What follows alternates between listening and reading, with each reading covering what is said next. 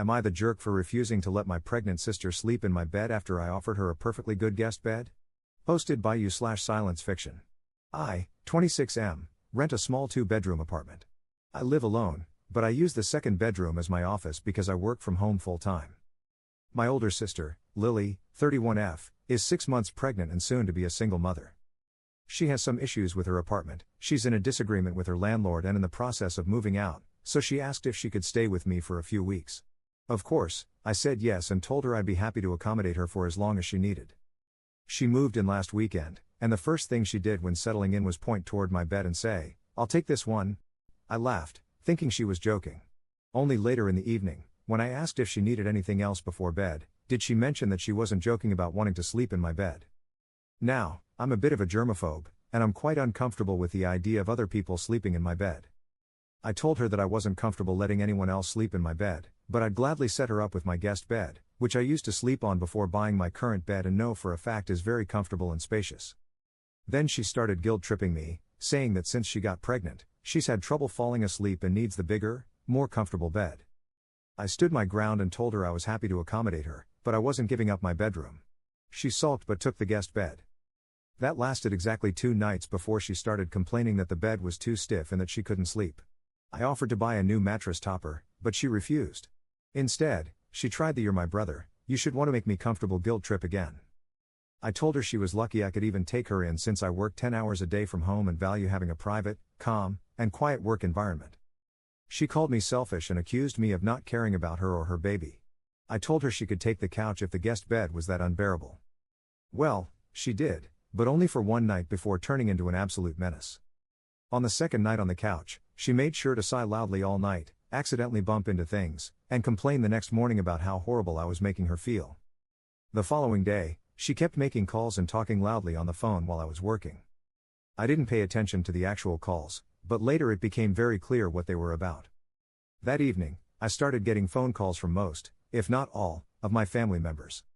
Apparently, she had been ranting all day on the phone to my family about how rude and horrible I was making her feel, trying to get them to pressure me into letting her sleep in my bed, like she was on a mission or something. My mom took her side and tore me a new one over the phone, saying that Lily is carrying a child and I'm being inconsiderate. She also said, "I thought I taught you better hospitality than this." I am very disappointed. My aunt called to tell me that my uncle, her husband, used to sleep on the couch and sometimes even on the floor next to her when she was pregnant. Even my cousin, who I haven't spoken to in like 2 years, called to tell me I'm being selfish. My father is taking my side, telling me to ignore them and that my sister is a screw-up who got herself into this situation in the first place, but I feel like my mom is giving him a super hard time in the background because he sounded hesitant when I asked him to have my back. Honestly, I just feel like I'm in the middle of a soap opera drama. My mom is threatening to come take Lily home, yeah, like that's much of a threat, lol, but she's giving me such a hard time, telling me I disappointed her and that she raised me better. I don't know how to feel about this anymore. Am I the jerk for not letting my pregnant sister sleep in my bed? Relevant comments. Commenter. Op, you opened your door to your sister, and with her acting like this, I seriously doubt she will ever leave. What has she done to solve her living situation? How much time has she invested in finding a new place to live? All that time she spent complaining to the relatives, she could have spent finding a long-term solution. But she didn't, because she planned to take over your bed and bedroom. She'll say, "This is the only room big enough for a crib too." She planned to banish you to the smaller second bedroom in your own place. And she plans to stay forever. Tell your mom to come get her. Tell your sister to pack her bags because mom is coming to get her since she is disrupting your ability to work from home and preventing you from getting sleep at night. Get her out now, or she will never leave. Update 1 day later. First of all, I want to thank you guys for the overwhelming support. This blew up way beyond anything I expected. I really appreciate all of you for taking the time to chime in and share your opinions.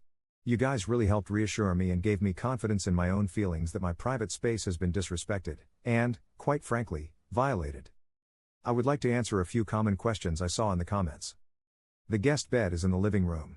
It's stored in the second bedroom, my office, but whenever I have a guest, I set it up in the living room. The living room space is quite big and can comfortably fit the guest bed, couch, and living room table as well. My parents live a 4.5 hours drive away, and they are the closest family members to my apartment. That's why I didn't initially think of suggesting that someone come and pick up Lily to take her to their place. I, in fact, did not get my sister pregnant, WTF, guys. Lily is moving out of her current apartment because it is being sold, and the new owners aren't sure if they want to keep renting it or what to charge exactly. So that's why she is moving out. Anyway, here's the update. My mother made the drive over yesterday. She came in quite furious, barely said a word to me, and just wanted to take Lily and leave ASAP. She had that cold, disappointed look on her face. It broke my heart, honestly.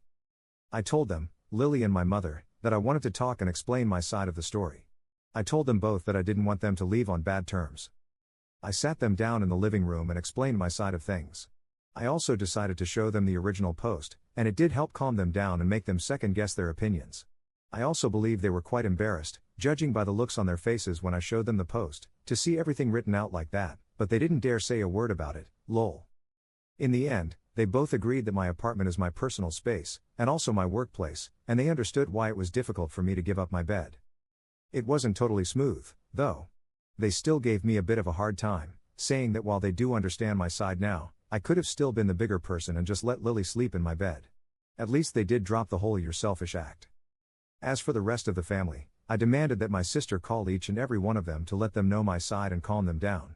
Lily was reluctant at first, but my mother gave her the look, and eventually, she came around and told me she'd do it on the drive back to my parents. I was honestly surprised she agreed.